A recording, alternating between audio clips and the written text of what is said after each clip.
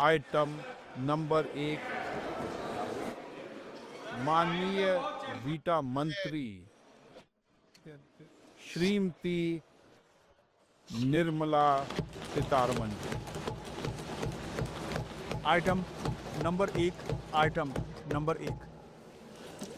महोदय, आपकी अनुमति से मैं निम्नलिखित पत्रों में से एक प्रति हिंदी और अंगे हलंत्रजी के संस्करण सभा पटल पर रखने के लिए खड़ा हुआ हूँ। संविधान के अनुच्छेद 281 के अंतर्गत 16वें वित्त आयोग के 2000 से 2031वें खंड 1 के लिए प्रतिवेदन, 2026-2031 के लिए रिपोर्ट, 16वें वित्त आयोग के खंड 2 अनुलग्न। तीसरी बात यह है कि उपयुक्त प्रतिवेदन में अंतर्वष्ट सिफारिशों पर की गई कार्रवाई के संबंध में व्याख्यात्मक ज्ञापन। आइटम नंबर 2, मेरा नाम निर्मला सीतारमण जी है।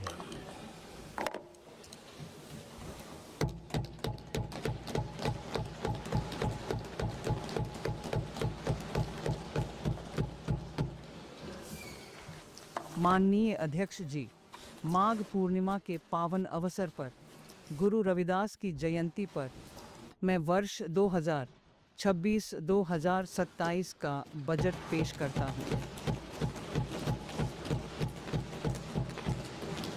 12 साल पहले कार्यभार संभालने के बाद से भारत की आर्थिक गति स्थिरता, राजकोषीय अनुशासन, सतत विकास द्वारा चिह्नित की गई और मुद्रास्फीति को कम करना, यह हमारे द्वारा किए गए सचेत विकल्पों का परिणाम है।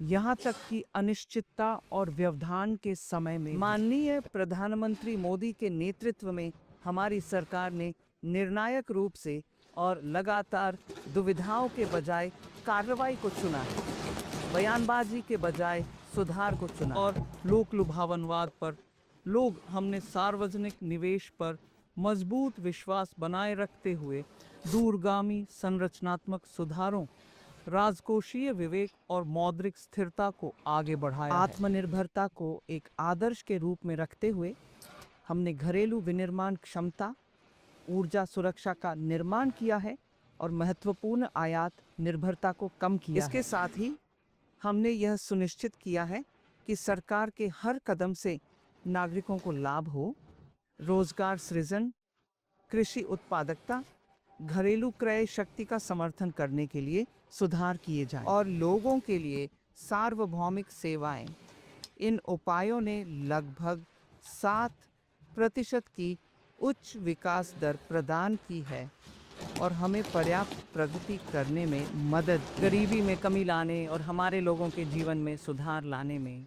आज हम एक ऐसे बाहरी वातावरण का सामना कर रहे हैं जिसमें व्यापार और बहुपक्षवाद बाधित हो गया है और संसाधनों और आपूर्ति श्रृंखलाओं तक पहुंच बाधित हो गई। नई प्रौद्योगिकियां उत्पादन प्रणालियों को बदल रही हैं, जबकि पानी, ऊर्जा और महत्वपूर्ण खनिजों की मांग में तेजी से वृद्धि कर रही है। भारत समावेशन के साथ महत्वाकांक्षा को संतुलित करते हुए विकास भारत की दिशा में आत्मविश्वास से भरे कदम उठाना जारी रखेगा। व्यापार और पूंजी की बढ़ती जरूरतों के साथ एक बढ़ती अर्थव्यवस्था के रूप में भारत को भी गहराई से एकीकृत होना चाहिए। भारत को वैश्विक बाजारों के साथ भी गहराई से एकीकृत रहना चाहिए, अधिक निर्यात करना चाहिए और स्थिर दीर्घकालिक निवेश को आकर्षित करना चाहिए। भाग ए की शुरुआत करते हुए मैं दुनिया की सबसे बड़ी अर्थव्यवस्थाओं में से एक बनने की दिशा में एक साथ मिलकर